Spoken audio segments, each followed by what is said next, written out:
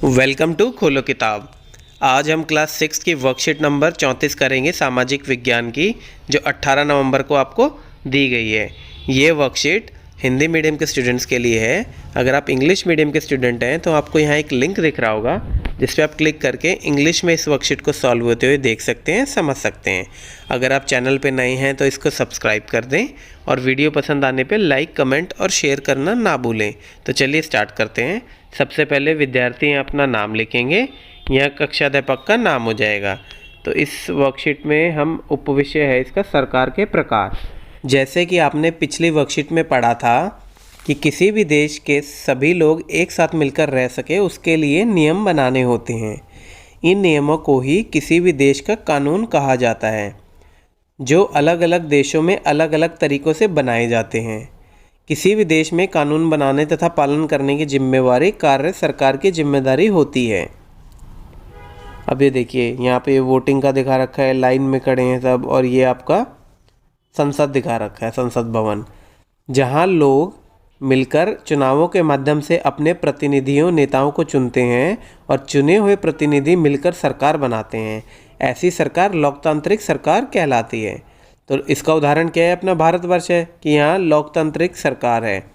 क्यों? क्योंकि यहाँ लोग ही चुनते हैं अपने प्रतिनिधियों को, एमएलए को, एमपी को, फिर वही आगे जाके पीएम बनते हैं, पीएम चुनते हैं, और या फिर सीएम चुनते हैं एमएलए मिलके, और उसके बाद वही अपने मंत्री बनाते हैं। तो मतलब ये लोगों के पास पावर होती है, जिसका काम उनको अच्छा लगता है वो उसको वोट देते हैं, से उनकी सरकार बनती है।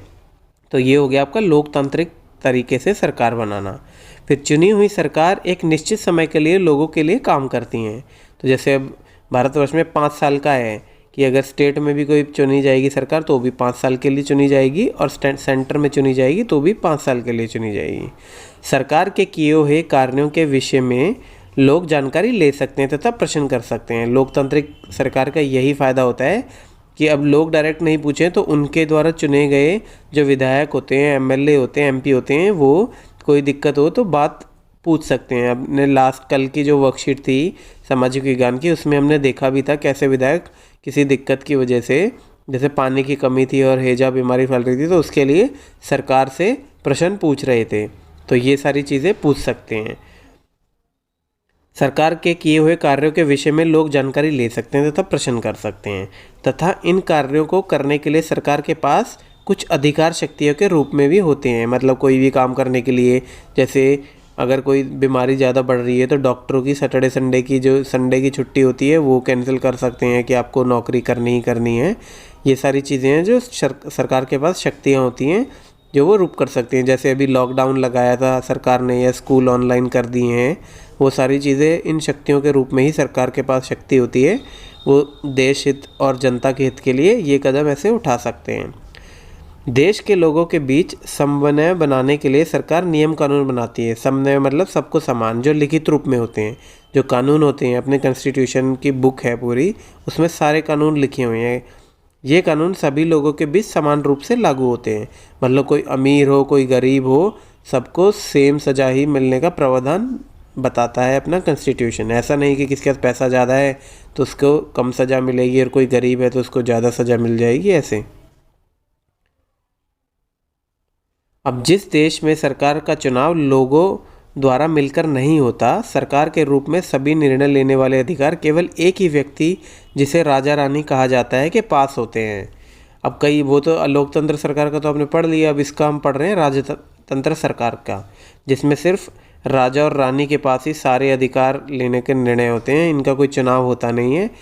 और राजा रानी अगले राजा रानी का चुनाव अपने पुत्र या पुत्री में से अथवा अपनी मर्जी से किसी व्यक्ति को दे सकता है। मतलब यहाँ कोई चुनाव नहीं होता है। राजा रानी अपने कुछ विश्वास पात्र व्यक्तियों के साथ ही विभिन्न मुद्दों पर चर्चा कर निर्णय करता है। ये निर्णय खुद जो उनके विश्वास पात्र हैं उन्हीं के साथ बैठ के कर सकता है, या बिना किसी के अपनी समझ से भी ऑर्डर देना होता है। एक तरीके से इन्हें कानून बनाने तथा पालन करने की जिम्मेदारी भी राजा रानी की ही होती है।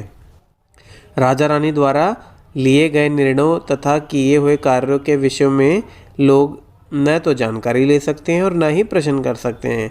ये पुराने टाइम पे ज़्यादातर होता था कि मतलब जो राजा रानी होते थे, चाहे मुग़ल आए उनके साथ, या जो अपने उससे पहले भी जो राजा राज करते थे उनसे कोई प्रश्न नहीं पूछ सकता था कि आपने इतना टैक्स क्यों लगा दिया या आपने ये क्यों कर दिया, आपने ऐसा क्यों नहीं किया।